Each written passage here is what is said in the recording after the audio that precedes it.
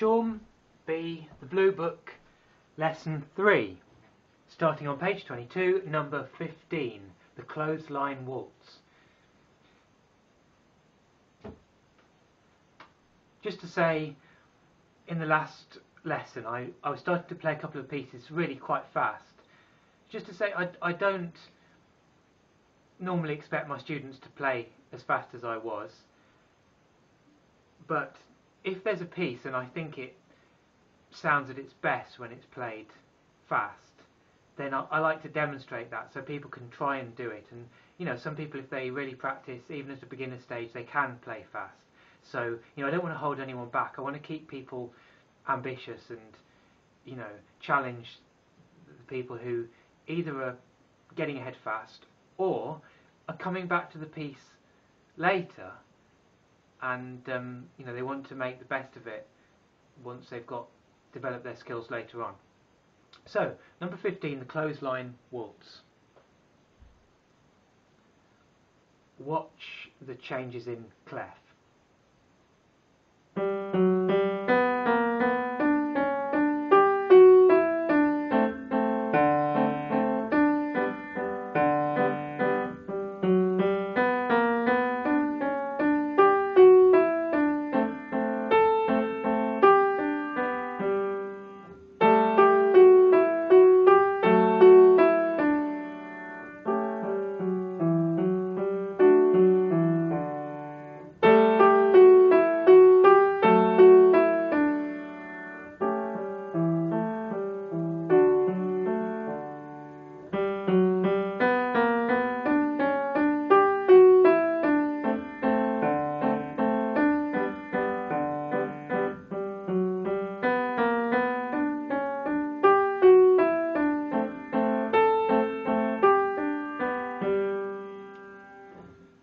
I noticed the vibration while I was playing that. It's so annoying.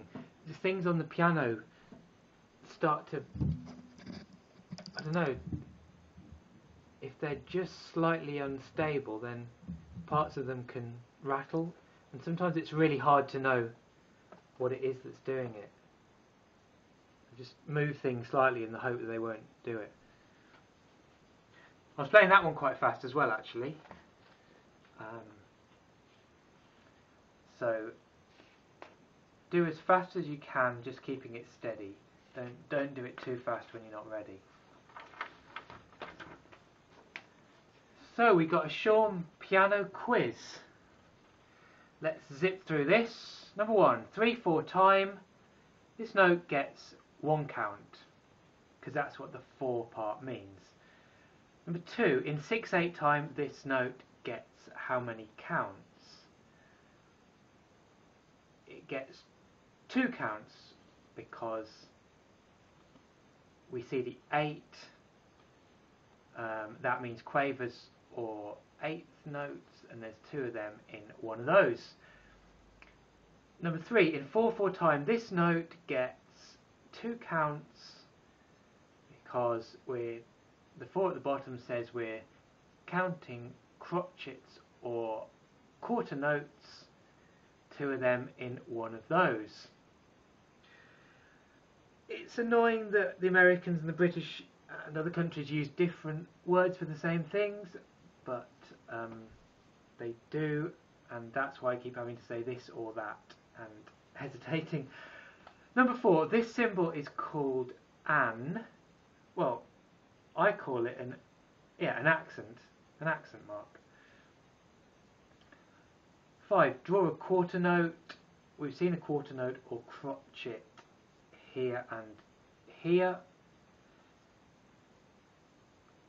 Draw a note that will get 2 counts in 4/4 time. So 2 lots of crotchets or quarter notes is a minim or half note, which is one of these. Number 7, if there is 1 sharp in the key signature, that sharp is F sharp. 8, put a sharp on the second space. So it's like a hashtag, and where the lines enclose a sort of square, that should be covering the second space. The boy musician who attracted a great deal of attention among royalty was probably Mozart. I'm never 100% sure of these. Yep, looks like Mozart. 10. Put a flat on the third line. So the flat's like a B. The sort of loop bit of the B symbol should be covering the third line. This symbol in music tells us to do a particularly loud accent. 12. The musician who wrote many hundreds of songs was probably Schumann? Schumann? No, Schubert. Schubert. I thought Schumann also wrote songs. Or am I getting hopelessly confused? Mendelssohn wrote songs without words. I don't know. But obviously here it's supposed to be Schubert. Number 13. This symbol is called a fermata. I call it a pause sign. 14. One piece that I've played that is a folk tune is The Campbells Are Coming. 15. This rest gets one count because there's 4 beats. There's the beats or counts are quarter notes or crotchets. This is a crotchet or quarter note rest. Right. 16. Draw the note that gets the same time value as this rest. It's a crotchet or quarter note, which we had at the top. 17. Draw the rest that gets the same time value as this note. This is an eighth note or a quaver, which is like a crotchet or quarter note, but with a tail on it. Hang on. No, that's I'm describing the note that you see. The actual rest is like a 7, but with a sort of blob to start. Yeah, you see them in Sailing. See one at the end of the first line.